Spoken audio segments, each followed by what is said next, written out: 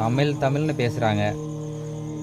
ஏன்னா பாரதியார் எழுதினாரு, அவர் எழுதினாரு, இவர் எழுதினாரு, வள்ளலாரை கூட பாடுறாங்க. இந்த சித்தர்கள்லாம் எந்த நாட்டுக்காரங்க? அவங்கள பற்றி ஏன் எந்த அரசியல்வாதியும் பேசுகிறதில்ல?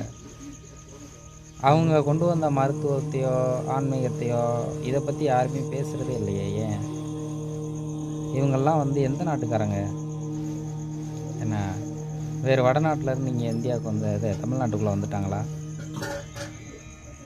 தமிழ்நாட்டில் தமிழை போற்றி வளர்த்த சித்தர்கள் எல்லோரோட பேரும் புகழும் நிலைக்கலை.